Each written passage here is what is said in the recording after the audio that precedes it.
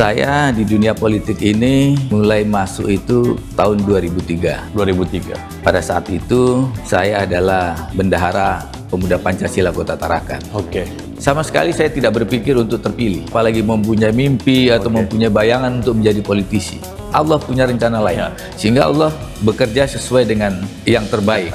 Jadi begitu saya mencalonkan langsung jadi. Tidak jauh juga dengan dunia usaha. Karena dunia usaha juga itu pasti ada unsur politiknya. Kenapa? Karena strategi. Betul. Saya berharap generasi muda jangan takut berpolitik, karena politik itu hampir di semua lini-lini kehidupan itu diputuskan secara politik. Ya, betul. Sampai urusan ranjang pun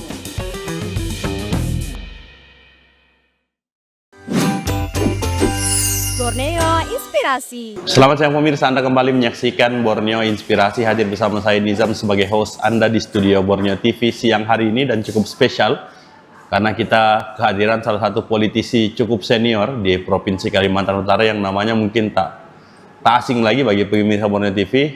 Hadir bersama saya di studio Bapak Supaat Hardianto SE, Ketua DPW Nasdem Kalimantan Utara. Assalamualaikum Pak Supaat. Waalaikumsalam. Apa jargonnya Pak Supaat? Panggilannya Bang Supaat atau apa nih yang dikenal di masyarakat? Biasanya kalau para politisi ini ada panggilan tuh Bang Haji atau apa gitu. Pak SH.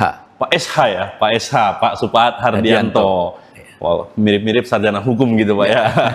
Gimana kabar Pak? Sehat? Alhamdulillah sehat. Terima kasih mau bergabung dan berkesempatan hadir bersama kita di studio Borneo TV siang hari ini, dan memang kita akan banyak mendiskusikan ya, selain memang dalam rangka memperingati hari lahir Partai Nasdem, juga nanti mungkin kita akan mengulik sedikit banyak tentang bagaimana sih sebenarnya biografi dari seorang Supaat Hardianto yang saya dengar namanya tuh spesialis membangun partai. Beliau ini spesialis membangun partai. Tapi mungkin sebelum nanti kita bincang banyak terkait restorasi dan lain sebagainya sebenarnya. Siapa sebenarnya Bang Supaat ini? Kalau orang mau cari tahu sebenarnya siapa Bang Supaat? Karena kalau kita lihat biografi di googling tuh nggak ada Supaat Hardianto dari preman menuju dari, kan biasa begitu kalau politisi. Pak, kalau politisi itu ngomongnya biasanya saya dulu supir, saya dulu jual minyak, saya dulu begini. Tapi siapa sebenarnya Bang Supaat ini? Sampai orang bisa coba cross check bagaimana biografi seorang Supaat Hardianto itu. Silakan. Baik,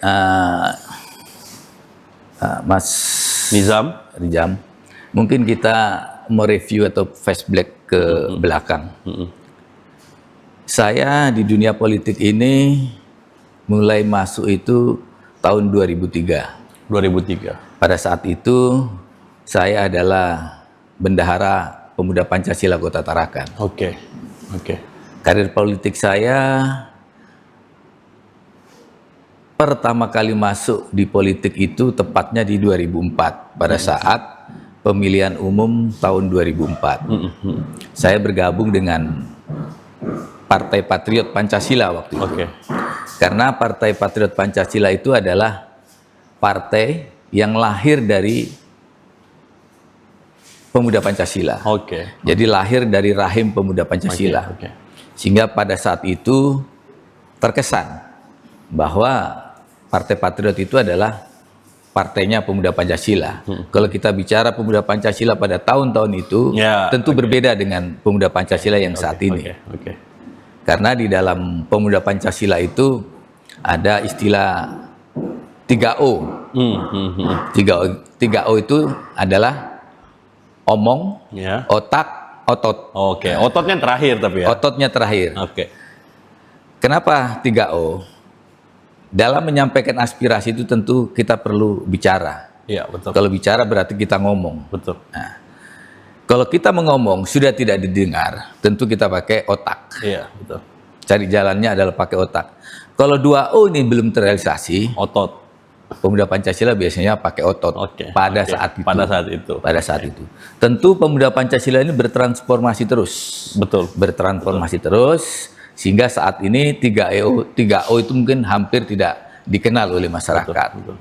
Nah, pada saat saya bergabung ke Partai Patriot Pancasila, saya masih umur 34 kali. 34 tahun. Pada saat itu pemilu masih sistem tertutup. Betul. Berdasarkan nomor urut. Betul. Saya waktu itu nomor urut 2. Kemudian di 2004 itu ternyata Partai Patriot itu dapat 3 kursi. Oke. Tarakan Barat Utara 1, Oke. itu saya. Oke. Tarakan Tengah itu 1, Pak Yusuf Ramlan. Kemudian Tarakan Timur itu pada saat tahun 2004 itu adalah Pak Andi Lolo. Oke. Pak Andi Lolo. Jadi disitulah saya mulai belajar tentang politik. Karena memang saya backgroundnya bukan politisi. Iya, iya. Cuma kebetulan masuk di dalam Pemuda Pancasila, sehingga pada saat lahir Partai Patriot Pancasila pada tahun 2003 itu otomatis semua kader Pemuda Pancasila tergabung di dalam Partai Patriot. Oke, tapi menarik akhirnya ketika misalnya membulatkan tekad untuk gabung ke partai, bahkan yang sebelumnya notabene bergabung pada kerja-kerja organisasi Pemuda Pancasila itu. Tapi kenapa kok bulatnya ke partai politik, Bang Fat? Apakah memang melihat sebenarnya ada keresahan secara pribadi melihat dengan kebijakan, atau ya biasalah kalau anak-anak muda di usia-usia 30, 34, 28, 29, 30 sampai 35 itu kan usia-usia emas untuk mengkritisi sebenarnya dan mencoba untuk terlibat di dalam sistem itu. Tapi kenapa akhirnya memilih jalur politik? Sebenarnya seperti ini. Saya maju di 2004 itu, sama sekali saya tidak berpikir untuk terpilih. Oh, oke. Tidak terpilih, apalagi mempunyai mimpi atau mempunyai bayangan untuk menjadi politisi. Tapi kalau di organisasi, memang saya suka. Tahun 2003 itu, saya adalah pengusaha kayu. Logging.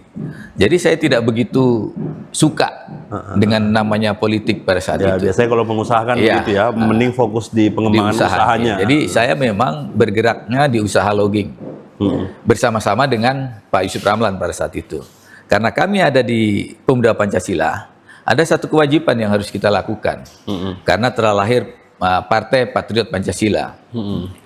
Dari situlah sehingga kadang-kadang rencana kita dengan rencana Allah itu berbeda. Saya tidak pernah berpikir sekalipun untuk menjadi politisi, apalagi menjadi anggota DPRD. Ternyata Allah punya rencana lain, sehingga Allah bekerja sesuai dengan yang terbaik. Dan yang menarik one shoot ya, Bang Supat, berarti one shoot ya, 1 kali daftar langsung jadi ya? Iya. Jadi begitu saya mencalonkan langsung jadi. Kaget berarti.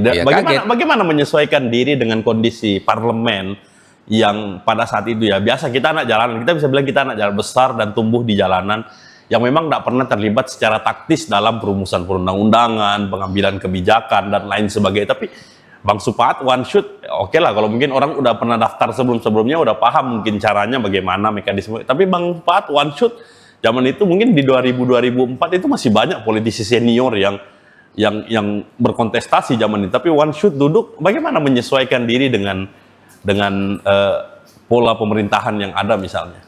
Jadi begini, politik itu sebenarnya tidak jauh juga dengan dunia usaha.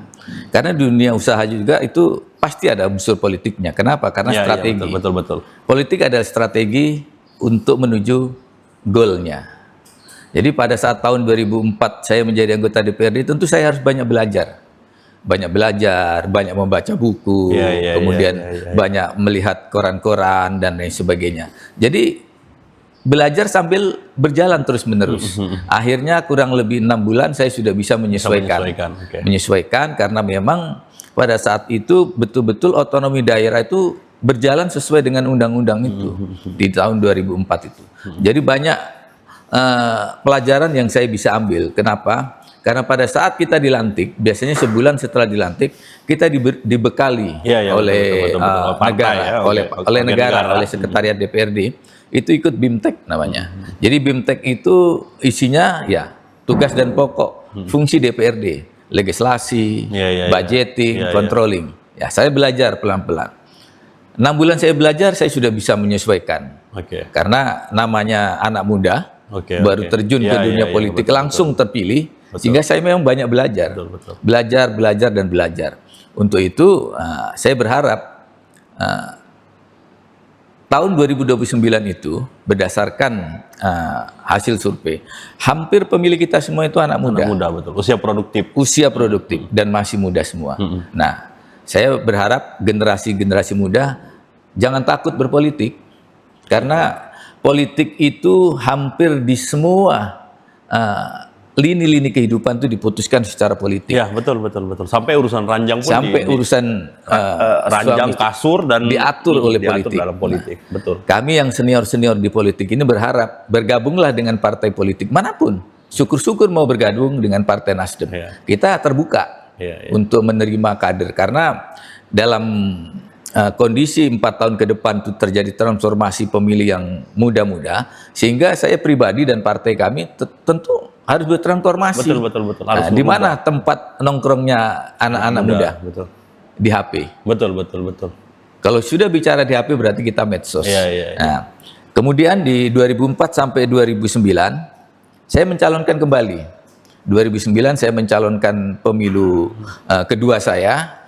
Waktu itu partai kami berubah karena dari Partai Patriot Pancasila berubah menjadi Partai Patriot karena tidak masuk di Parlemen RI pada saat itu. Jadi harus merubah menjadi partai yang baru. Akhirnya kami merubah menjadi Partai Patriot 2009 sampai 2014. Saya tetap maju di partai saya dan alhamdulillah pada saat terpilih kembali. Seperti itu kalau kita bicara sejarah perjalanan politik saya. Banyak sebenarnya yang di luar apa yang saya sampaikan tadi itu. Intinya belajar dan belajar. Siapapun anak muda yang mau ikut ke dunia politik harus banyak belajar. Jangan sekali gagal terus berhenti. Karena di dalam politik itu satu kali mati harus hidup lagi. Jadi politisi itu tidak ada matinya. Hari ini mati, besok harus hidup kembali. Seperti itu terus menerus. Dan yang menarik adalah dalam perjalanannya kemudian mengikuti konstelasi politik hari ini, Bang Supad justru banyak terlibat di legislatif. Saya punya pertanyaan satu sederhana. Tidak ada rencana mau ke eksekutif, Bang? Belum. Biar saja mengalir. Kenapa? Karena saya pernah punya pengalaman mencalonkan diri untuk menjadi wakil wali kota tahun 2014. Jadi saya punya pengalaman itu, saya berpasangan waktu itu dengan Pak Yusuf Ramlan. Ternyata untuk menjadi satu kepala daerah itu tidak mudah. Betul. Harus banyak yang kita siapkan dan harus banyak yang kita perjuangkan. Kalau bicara keinginan, sampai dengan saat ini sih saya belum berkeinginan ke sana. Tetapi justru karena mungkin pelajaran dari kejadian 2014 ya, berapa? 2014 itu mungkin kemudian mengevaluasi diri, sepertinya butuh banyak hal yang disiapkan ketika eksekutif ini kan yang paling seksi sebenarnya dalam tata kelola pemerintahan kita, karena dia bersinggungan langsung secara meluas kepada seluruh masyarakat misalnya.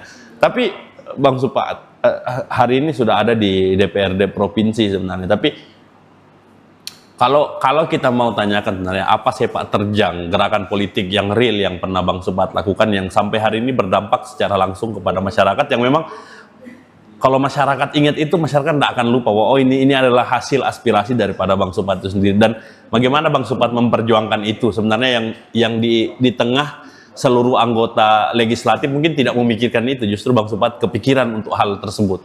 Jadi begini, saya ini kan dilahirkan di pinggiran ya. Betul. Artinya saya ini orang jalanan. Hampir sebagian besar target dan hidup saya itu ada di jalan. Saya cenderung mengurusi para pedagang kaki lima yang selama ini pada saat itu tidak disentuh secara politis. Jadi saya memang lahir dari pedagang-pedagang yang ada di pinggir jalan. Kemudian saya juga pernah vakum di dunia politik atau di legislatif itu sejak 2014 sampai 2019. Karena pasca saya tidak berhasil di pilkada itu, saya calling down. Mengintrospeksi diri saya, kemudian mengintrospeksi semua apa yang menjadi perangkat itu saya perbaiki. Saya vakum 5 tahun. Kemudian 2019, sebelum tahun 2019 saya sesungguhnya 2014 itu menjadi ketua partai di Tarakan, namanya Partai Hanura. 2014. Nah, pada pemilu 2014 itu ada kenaikan yang luar biasa dari Partai Hanura setelah saya pimpin. Yang awalnya 1 kursi kemudian menjadi 3 kursi. Menjadi 3 kursi.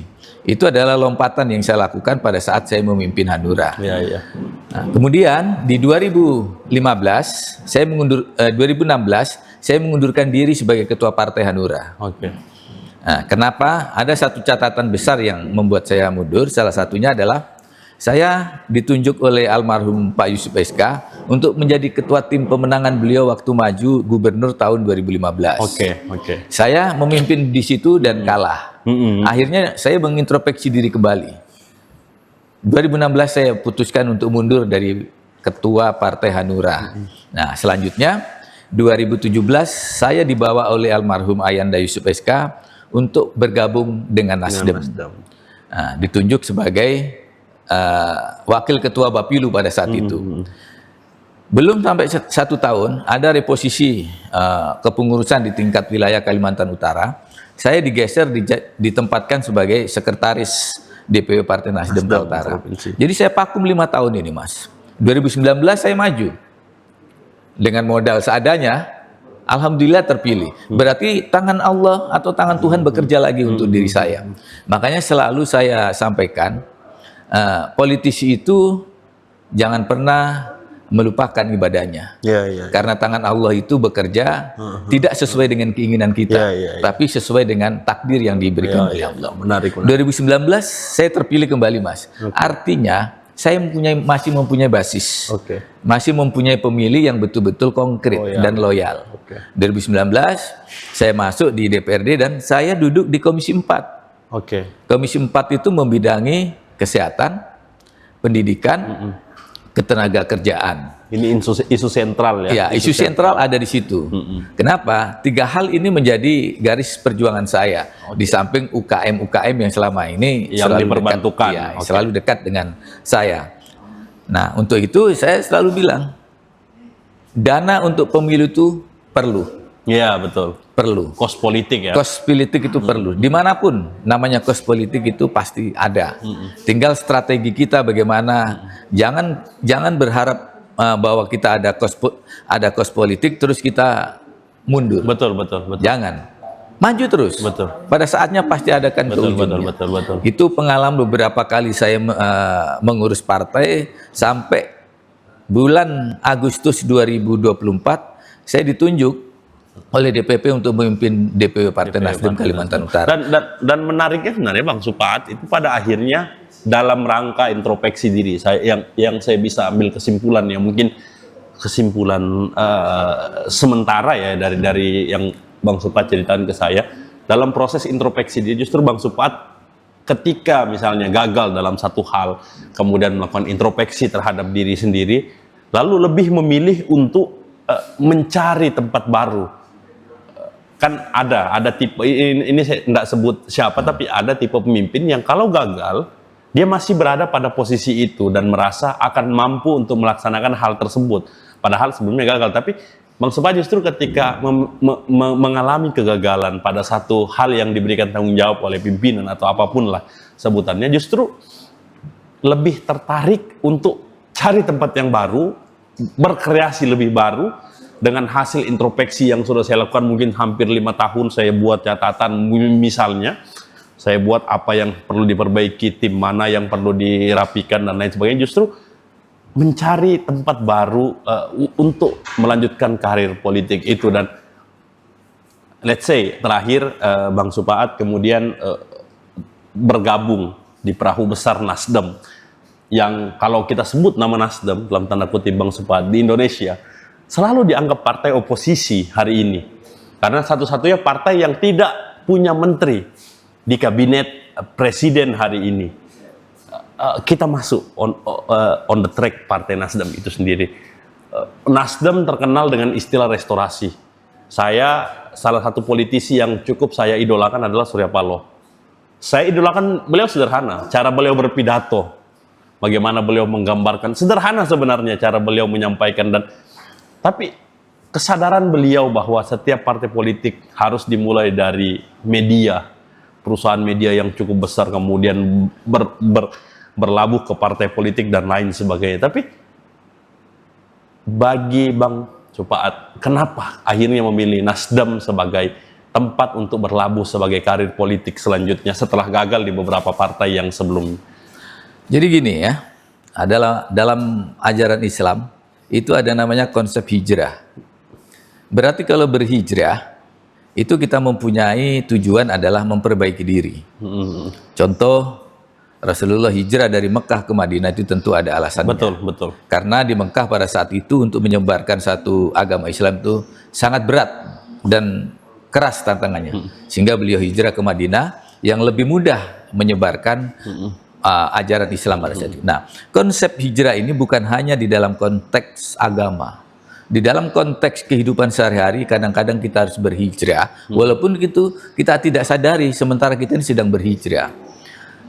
Di partai politik yang lama, saya berhijrah ke Nasdem itu tentu banyak pertimbangan. Ya, betul.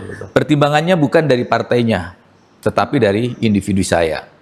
Saya kalau sudah gagal di satu tempat, saya pantang untuk kembali ke tempat itu dan saya harus berhijrah ke tempat lain. Siap. Yang bisa lebih nyaman, lebih bisa berekspresi sesuai dengan kemampuan kita. Ya. Saya hijrah di Nasdem itu menjadi pilihan karena arah politiknya jelas. Oke. Tujuan berpolitiknya jelas. Beliau, Pak Haji Surya Paloh itu tidak pernah berkonsep atau di kepentingan pribadinya untuk menjadi sesuatu di pemerintahan, tidak sama sekali. Karena beliau tidak pernah menjabat juga ya. Di DPR tidak pernah. Presiden bahkan tidak pernah ya mencalonkan diri jadi presiden. Tidak pernah. Dan memang konsepnya Partai Nasdem itu, Pak Ketum, tidak akan menjadi apa-apa di kekuasaan. Sehingga dia memberikan ruang yang lebih luas kepada struktur-struktur di DPP yang lain. Kebetulan di 2024 tadi Partai Nasdem tidak bersama Pak Prabowo untuk memenangkan. Jadi rasa malu itu ada. Walaupun Partai Nasdem sebagai pendukung pemerintah, tetapi karena tidak ikut berkeringat, tidak mau masuk di dalam struktur pemerintahan, menteri, wakil menteri, apapun. Beliau sudah sampaikan itu. Kita tetap bergabung dengan pemerintahan, tapi kita tidak menempatkan kader Nasdem untuk di dalam pemerintahan. Tapi tetap pendukung. Tetap mendukung pemerintahan Pak Presiden, Pak Prabowo dan Mas Gibran. Artinya rasa malu itu ada. Rasa malu itu perlu kita milikin. Kita tidak ikut mencangkul, tidak berkeringat untuk menanam padi. Tiba-tiba mau makan nasi. Mau ikut makan nasi yang sama. Itu adalah konsep malu yang dibawa oleh Pak Ketum Surya Paloh dan Partai Nasdem. Kemudian, kenapa kami menggunakan jargon restorasi? Tentu di negara Indonesia ini tidak semuanya bagus. Pasti ada yang kurang bagus. Nah, yang kurang bagus itulah pelan-pelan kita benahi dengan jargon restorasi. Baik itu dari sisi pemerintahan, demokrasi, politik dan lain sebagainya. Hal-hal yang selama ini kurang baik pelan-pelan kita perbaiki, bukan menghilangkan, tapi memperbaiki yang sudah ada namun tidak baik. Nah, itu konsep kita berjuang di Partai Nasdem. Dan itu menarik. Tapi Bang Supaat begini, konsep restorasi ini kan yang kemudian menjadi ciri khas Partai Nasdem. Bahkan mungkin anak-anak muda Gen Z kita yang ke depan akan menjadi pemilih paling popularitas juga, kalau kita mau bilang apatis, tidak apatis juga sebenarnya. Tapi pengaruh sosial media terhadap bagaimana kemudian pola pikir, cara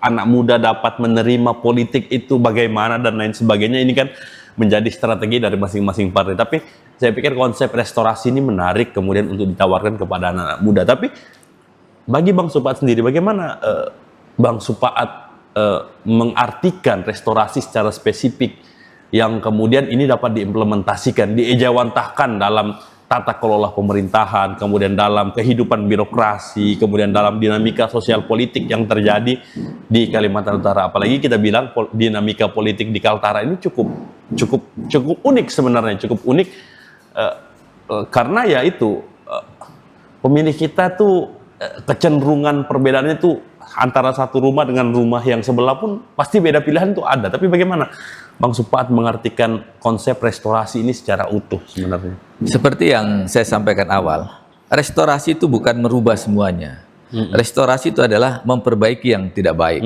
atau memperbaiki yang sudah rusak. Artinya, contoh yang perlu kita benahi adalah mental. Mental kita sebagai kader Nasdem. Kemudian mental ini kita tularkan ke tingkat eksekutif, kita tingkatkan ke tingkat legislatif. Kenapa? Partai Nasdem itu no mahar. Siapa yang ingin menjadi kepala daerah di Nasdem itu tidak perlu membawa mahar, membawa uang atau membawa dana untuk diusung oleh Partai Nasdem. Yang dibawa adalah konsep berarti. Yang dibawa adalah konsep, gagasan tentang restorasi itu sendiri. Jadi kalau di Nasdem ada kader yang kepingin menjadi kepala daerah, tidak serta-merta dia akan diusung. Tidak serta-merta. Kita lihat konsep dan gagasannya apa. Kemudian peluang menangnya apa. Karena Partai Nasdem ini adalah partai gagasan, restorasi, partai gagasan yang selalu membawa gagasan-gagasan yang belum dibawa. Kemudian kita terapkan di Kalimantan Utara.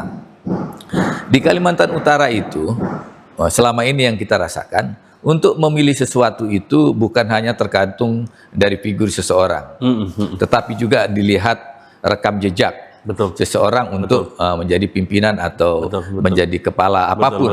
Selalu dilihat latar belakangnya, kemudian apa yang sudah dibuat untuk Kalimantan Utara. Tapi cenderung pemilih kita itu tadi NPWP, nomor piro, wani piro. Kenapa? Ini banyak faktor. Kita tidak boleh menyalahkan rakyat itu sendiri karena selalu dengan money politik, tapi kita sebagai politisi harus juga mengintrospeksi diri. Mungkin mereka seperti itu karena jenuh dengan kelakuan politisi. Capek dengan sistem misalnya. Capek dengan sistem yang selama ini terbangun. Nah, disitulah kita tidak boleh menjudge, menghakimi rakyat bahwa money politik itu kemauan rakyat. Tidak sepenuhnya. Iya, betul. Nah, makanya kita introspeksi. Kenapa? Mungkin kita kalau sudah duduk di DPRD, kita tidak mau lagi membuka jendela mobil diskusi. Kita tidak mau membuka forum diskusi, kebutuhan rakyat tidak diperhatikan. Betul. Nah, kemudian ini kita hubungkan dengan tugas dan fungsi kita kan ada di sana. Contoh saya di Komisi 4, itu adalah komisi yang memang betul-betul bersentuhan langsung dengan kebutuhan dasar masyarakat. Satu, kita bicara kesehatan. Di mana sih di Kaltara yang kita ini tidak membutuhkan kesehatan? Betul. Bicara pendidikan. Manusia mana yang di Kaltara yang tidak perlu pendidikan? Kemudian ketenaga kerjaan. Mana yang tidak membutuhkan kerja? Nah, dari tiga kepentingan ini maka saya cenderung memilih ke sana sehingga banyak manfaatnya. Karena kewenangan DPRD itu sesuai dengan tupoksinya tadi yang saya sebutkan, di mana saya bisa masuk legislasi, kemudian controlling dan budgeting. Nah, kebetulan saya di DPRD Kaltara ini juga ketua Bapemperda. Ketua Bapemperda itu adalah yang merencanakan pembentukan peraturan daerah, sehingga konsep di situ saya bisa tekankan yang mana yang paling dibutuhkan masyarakat itu yang kita dahulukan. Jadi karena saya bekerja di tiga bidang yang bersentuhan langsung dengan masyarakat, saya eksis di sana. Pembangunan sekolah saya inisiasi. Kemudian bagaimana masyarakat yang tidak punya BPJS kita urus supaya punya BPJS. Nah, kemudian bagaimana ketenaga kerjaan kita awasi semua perusahaan yang tidak menjalankan syarat-syarat sebagai undang-undang kita awasi terus-menerus. Tapi Partai Nasdem punya keterwakilan di hampir di setiap lembaga legislatif yang ada di Kota Tarakan, yang ada di Kalimantan Utara. Akhirnya Bang Supaat punya tugas berat juga untuk mengawasi para perwakilan rakyat ini yang notabene diusung melalui Partai Nasdem. Nunukan hampir mendominasi berapa kursi Partai Nasdem. Tarakan juga berapa kursi Partai Nasdem. Dan inilah bukti kepercayaan masyarakat terhadap. Maksud saya, bagaimanapun caranya, bagaimanapun polanya, orang masih percaya. Sederhananya begitu. Mau wani piro, mau pola pendekatan apapun. Artinya setiap tokoh yang diusulkan oleh Partai Nasdem akan selalu ada tempat tertentu di hati masyarakat. Dan menjadi tugas berat kemudian Bang Supat untuk mengawasi para anggota legislatif dari kabupaten kota yang ada di Kalimantan Utara. Dan bagaimana Abang menekankan kepada anggota legislatif ini bahwa Partai Nasdem, anggota DPR dari Partai Nasdem harus menjadi agen of change, garda terdepan perubahan yang nyata bagi masyarakat. Dan apa metrik? Apa metrik maksudnya, apa indikator yang digunakan oleh DPW Partai Nasdem untuk mengukur bahwa anggota DPR ini udah sukses membawa konsep restorasi dalam dalam trifungsi DPR tadi, entah legislasi, entah budgeting, entah pengawasan, bagaimana Bang Supat? Jadi gini, saya menjadi ketua DPW Partai Nasdem itu tentu harus bisa menggerakkan mesin-mesin partai, baik di tingkat kelurahan, kecamatan, dan tingkat kabupaten kota. Kemudian bagaimana cara mengawasinya? Tentu ada toolnya, ada alatnya. Alatnya adalah alat kontrol dari masyarakat. Betul. Begitu ada kejadian misalnya anggota DPRD Nasdem di kabupaten yang ada di Kaltara ini, kita langsung saat itu juga kita Zoom meeting. Untuk merespon semua keluhan masyarakat itu. Jadi kita bertemunya bisa di darat, tapi bisa juga dengan sistem digitalisasi saat ini. Jadi mengontrolnya mudah. Ada medsos yang bisa kita lihat. Pendapat dari seluruh masyarakat bisa kita pantau dari medsos. Kemudian ada media-media online. Kemudian ada secara periodik 3 bulan sekali kita bertemu. Saya berkeliling ke kabupaten kota semuanya. Namun karena keterbatasan kewenangan DPRD itu tidak semua bisa dieksekusi oleh anggota DPRD khususnya dari Partai Nasdem. Sehingga alat kontrolnya atau tool kontrolnya memang sudah kita siapkan. Yang pertama adalah medsos. Medsos ini adalah barang yang bisa mengontrol semua di Kaltara. Bahkan dunia dia bisa kontrol lewat medsos. Sehingga salah satu indikator atau toolnya saya memakai medsos untuk mengontrolnya. Kedua adalah media online, dan ketiga adalah mendengar langsung keluhan masyarakat yang selama ini bersama-sama saya. Kenapa? Karena di DPRD itu mempunyai ruang yang luas untuk bisa bertemu dengan konstituen. Ada namanya reses, ada namanya kunjungan dapil, ada namanya sosperda. Nah, itu kita manfaat. Di situ bisa kita mendengar. Semakin banyak kita berdiskusi, kita semakin banyak dapat ilmu dari masyarakat. Jadi kontrolnya itu 3, lewat medsos, lewat media online, dengan lewat pertemuan secara langsung. Pertemuan secara langsung yang diatur oleh negara, yang legal diatur oleh negara. Sehingga secara periodik bisa kita kontrol. Tapi ngopi-ngopinya masih sering Bang Supat sama konstituen itu? Sering, karena memang saya orangnya, saya bilang tadi, saya orang yang ada di jalanan, yang hobi ngopi ya. Ngopi, ngumpul dan lain sebagainya. Saya jarang sekali, bahkan kecuali momen-momen yang memang harus hadir, itu bertemu di restoran besar dan lain sebagainya. Selepas itu saya tidak pernah. Saya banyakkan di warung kopi. UMKM, karena memang karena itu sudah menjadi memang paling nikmat kopinya sebenarnya. Dan di samping itu memang itu kali karakter saya. Mungkin itu karakter jadi saya. Jadi mau jadi pejabat bagaimanapun karakternya itu. tetap, karena tidak kita dari dulu ngopinya di tempat sini, ya kan. Nah, itu kebiasaan yang memang sejak dulu saya lakukan. Betul. Tidak bisa dirubah mungkin. Tidak bisa dirubah. Apalagi mungkin memang kita tidak lahir dari keluarga yang baru lahir langsung kaya gitu. Karena kita betul-betul membangun diri itu sendiri. Dalam rangkaian kita bicara dalam rangkaian Harlah, peringatan Harlah. Tadi barusan ketika saya duduk cross check sosmed, baru lewat ada 2 kegiatan Partai Nasdem. Saya lihat donor darah dan sembako murah. Ziarah makam pahlawan waktu itu. Saya lihat itu, dan ini menjadi rangkaian kegiatan yang sebenarnya sifatnya sosial, tapi bagaimana kemudian membangun semangat, mengingat kembali perjuangan. Dan dalam rangkaian kegiatan Harlah Partai Nasdem ini, kegiatan apa yang akan dilaksanakan selanjutnya mungkin menuju Harlah Partai Nasdem itu sendiri, Bang Supat? Jadi gini ya, Partai Nasdem itu nanti di tanggal 11 November itu berusia 14 tahun. Dengan tema utamanya adalah konsisten membawa arus perubahan. Jadi kami tetap konsisten. Temanya masih perubahan. Masih tetap perubahan, karena perubahan itu adalah keniscayaan. Iya, betul. Perubahan adalah keniscayaan. Orang tidak akan bisa tidak akan baik kalau tidak ada perubahan. Kemudian DPP dalam hal ini Ketua Umum selalu memesan kepada kita semua, banyak bekerja untuk rakyat, selalu ada di lapangan, kemudian jangan berdiskusi di ruang hampa. Iya, iya betul. Menarik. Artinya apa?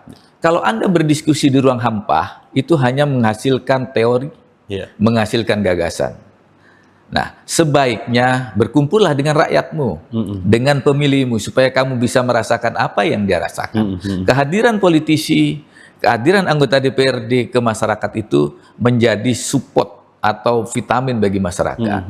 Nah, dengan konsep yang seperti itu, akhirnya Ketua Umum menggarisbawahi bahwa kegiatan ulang tahun Nasdem ini dirangkai dengan sisi kemanusiaan dan sisi ekonomi. Nah, sisi ekonomi pada tanggal 31 sampai tanggal 2 kemarin, kami membuat pasar murah. Pasar murah untuk para masyarakat yang memang kemampuan ekonominya tidak baik. Dan sepertinya, saya potong sedikit, dan memang sepertinya semua masyarakat ekonomi sedang lesu. Lesu semua. Tidak ada yang sedang bergembira dengan ekonominya. Nah, pasar murah, kemudian? Pasar murah sudah kita laksanakan, ada kurang lebih 1000 paket sembako kita jual, dan itu luar biasa antusiasnya. Sebenarnya ini cerminan bagi kita pemimpin, baik itu ada yang di legislatif maupun yang ada di eksekutif. Kehadiran kita diperlukan. Iya, betul, betul. Saya berharap pemerintah juga melaksanakan hal yang sama. Daripada kita membuat program yang tidak bersentuhan langsung dengan kebutuhan ekonomi dan UMKM, kenapa sih negara tidak hadir? Mungkin sebulan sekali pemerintah mengadakan pasar murah, sehingga masyarakat kita yang kebetulan ekonominya tidak baik bisa terbantu. Kemudian yang kedua, kita lanjutkan pada saat itu bersilaturahmi, hari Minggu bersilaturahmi kita ke rumah atau kediaman almarhum Yusuf SK. Kenapa kok kepada almarhum Yusuf SK? Pertama, beliau adalah pejuang yang memperjuangkan Kaltara ini berdiri. Kedua, beliau adalah yang membawa Partai Nasdem ke Provinsi Kalimantan Utara. Beliau pada saat itu yang mengetuai DPW Partai Nasdem Kalimantan Utara. Berdasarkan hal-hal tadi, kami bersilaturahmi, memberikan semangat dan penghormatan kepada keluarga almarhum. Setelah itu kita lanjut dengan ziarah ke makam pahlawan. Bentuk kenapa harus itu kita lakukan? Sekecil apapun para pahlawan kita itu telah berjuang dan merubah sistem di Kalimantan Utara. Sehingga pada saat kami berkunjung atau berziarah ke makam pahlawan itu, bukan hanya Ayanda Yusuf SK saja yang kita kunjungi. Di sana ada mantan wali kota Tarakan, almarhum Pak Sopyan Raga, ada mantan Bupati KTT Pak Undun. Kemudian di sana juga ada mantan pejuang tentara kita seperti almarhum Pak Kapten Karno. Kemudian ada lagi mantan Angkatan Laut yang kita kunjungi. Kebetulan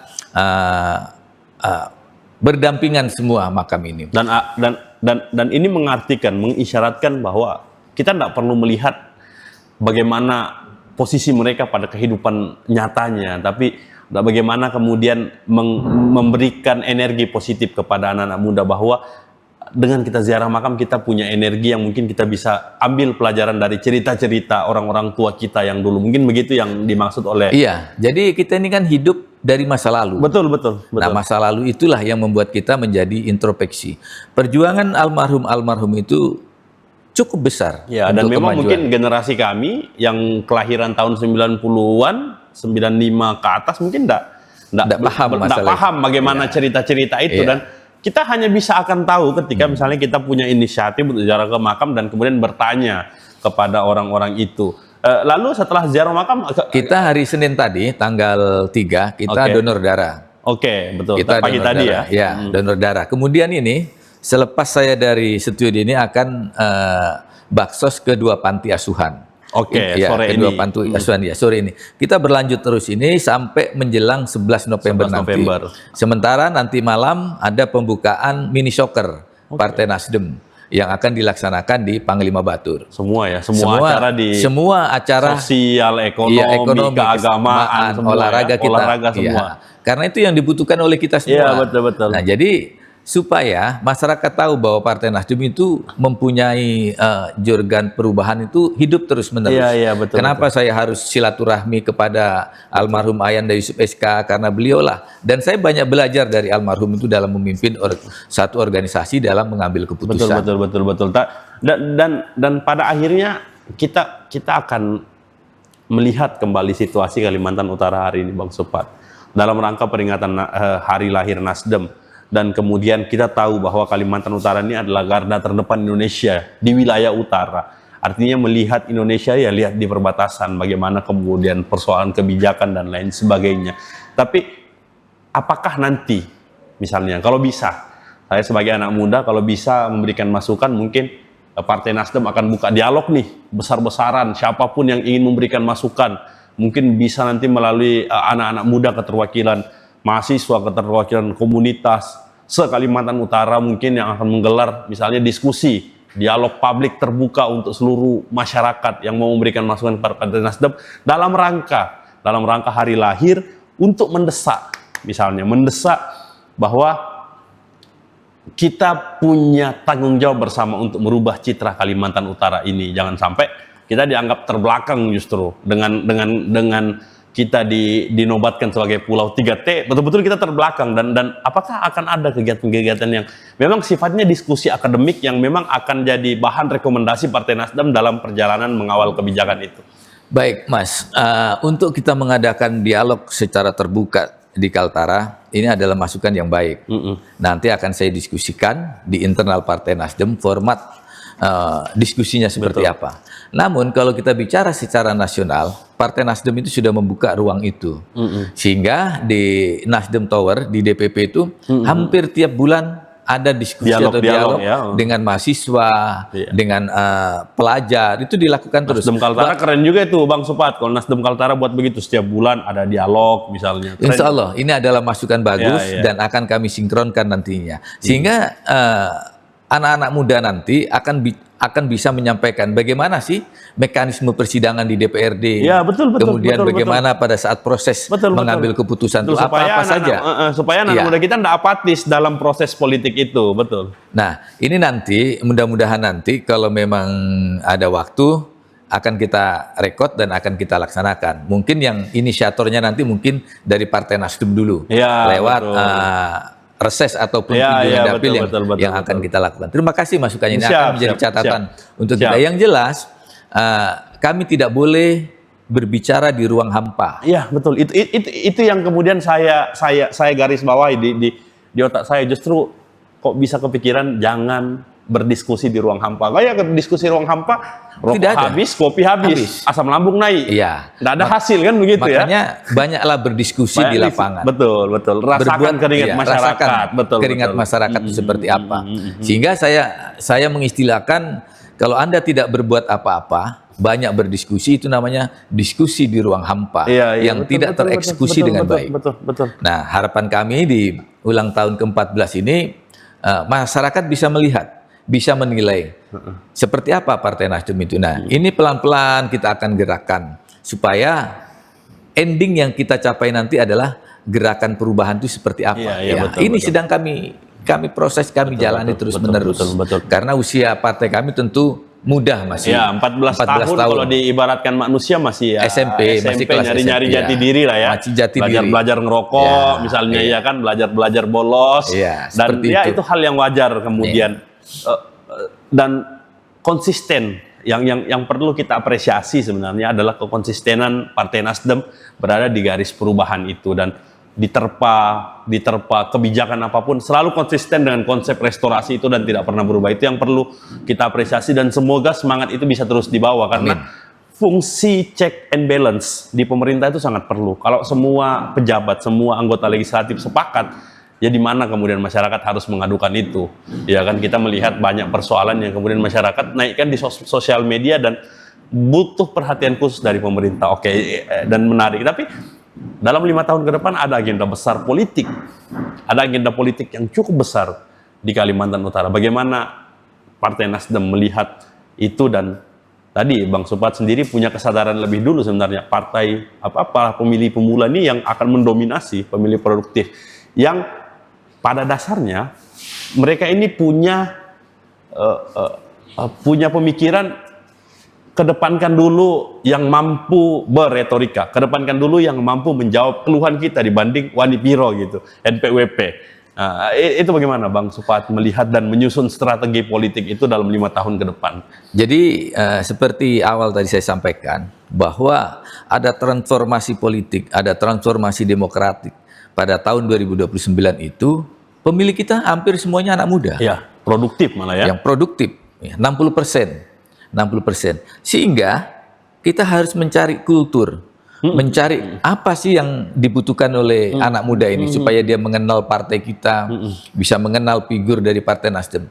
Satu-satunya adalah media sosial. Betul. Kenapa? Hampir setiap jam, hampir setiap menit, Orang hampir buka setiap sosmed. hari orang pegangannya HP. Ya.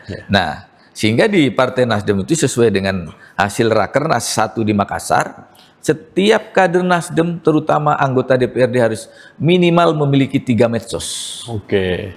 FB, IG, dan TikTok.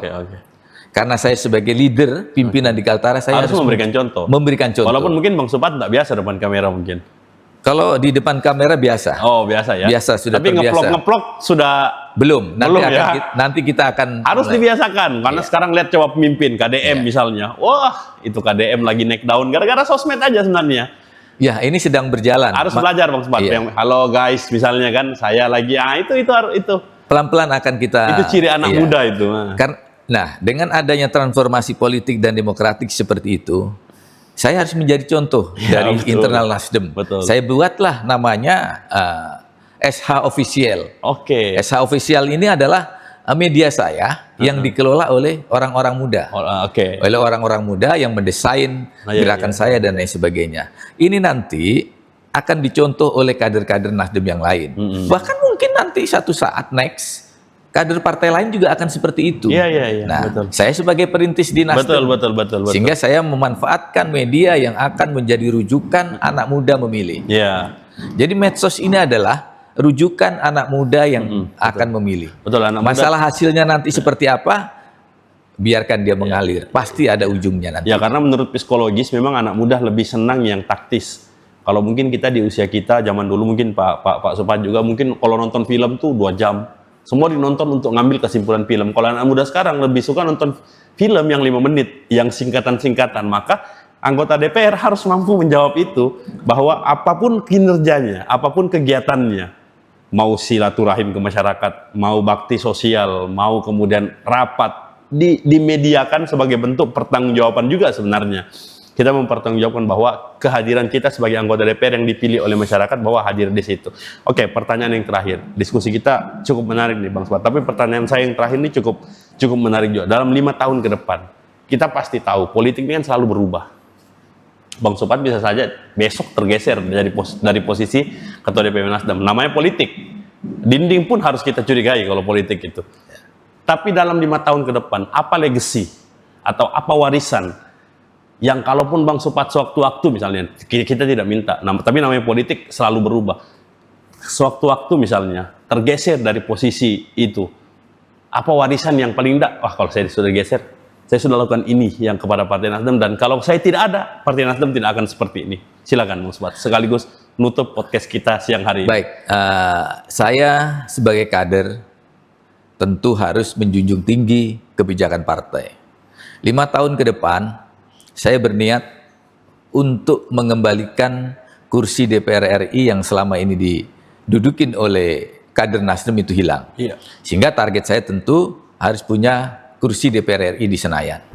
Kemudian yang kedua, target saya adalah minimal itu membentuk fraksi mandiri di DPRD Provinsi Kalimantan Utara. Oke. Yang sekarang kami hanya 2 kursi, otomatis bergabung dengan partai yang lain. Target saya adalah 4 kursi di DPRD Provinsi supaya membentuk fraksi mandiri. Kalaupun misalnya ada penugasan dari partai bahwa posisi saya harus digeser, itu hal yang lumrah. Sepanjang memang niatnya adalah untuk memperbesar kemampuan Partai Nasdem di Provinsi Kalimantan Utara. Karena sebagai kader itu harus sami'na wa ta'na terhadap kebijakan DPP. Ya, betul. Dan saya rasa saya sudah cukup berperan di sisi politik selama ini. berjalan hampir 20 tahun saya menjadi legislatif, tentu sudah banyak menempa batin, menempa moral saya, menempa lahiriah saya. Jadi kalaupun saya misalnya tidak lagi menjadi Ketua DPW Nasdem Kaltara, tentu saya harus meninggalkan legasi. Legasi saya adalah menaikkan atau mengambil kembali posisi anggota DPR RI bagi kader Nasdem nanti di 2029. Kemudian meningkatkan semua jumlah kursi yang ada di DPRD, baik itu DPRD Kabupaten Kota maupun DPRD Provinsi. Minimal di masing-masing DPRD itu menjadi fraksi mandiri. Sehingga begitu saya tidak menjadi ketua DPW, ada legasi yang saya tinggalkan. Bahwa saya pernah berbuat untuk Nasdem itu bukan hanya sekedar cukup, tapi cukup memuaskan. Betul. Dan ini sebuah agenda politik yang cukup besar. Tapi sekali lagi terima kasih Bang Supaat, diskusi kita cukup menarik. Karena namanya kita anak muda, apalagi saya ini kan banyak beraktivitas di jalanan. Demo-demo itu sering dan lain sebagainya. Tapi kalau kita tuh selalu connect dengan semangat restorasi, perubahan dan lain sebagainya. Tapi anyway, sekali lagi terima kasih Bang Supaat. Semoga selamat hari ulang tahun Partai Nasdem yang ke-14 tahun. Semoga saya diundang kalau ada dialog-dialog, diskusi, supaya nanti mungkin bisa memberikan beberapa masukan yang sifatnya membangun, sama-sama membangun dan berkontribusi nyata bagaimana kemudian anak muda mengisi pos-pos pembangunan itu melalui kritik, melalui saran, melalui masukan. Terima kasih sekali lagi dan semoga semangat restorasi yang dibangun oleh Partai Nasdem terus berada pada rel perjuangan masyarakat dan semoga pembangunan Kalimantan Utara dan bagaimana kemudian Partai Nasdem berada pada pos pembangunan itu betul-betul menjadi garda terdepan dalam mengisi pos politik yang ada di Kalimantan Utara. Sekali lagi terima kasih sama-sama Mas. Terima kasih juga pemirsa Borneo TV, Anda sudah menyaksikan podcast Borneo Inspirasi siang hari ini bersama Bapak Supaat Hardianto SE, Ketua DPW Partai Nasdem Kalimantan Utara. Saksikan terus podcast Borneo Inspirasi selanjutnya bersama orang-orang yang cukup menginspirasi kita. Saya Nizam dan seluruh kru yang bertugas pamit undur diri. Assalamualaikum warahmatullahi wabarakatuh. Salam restorasi. Mantap.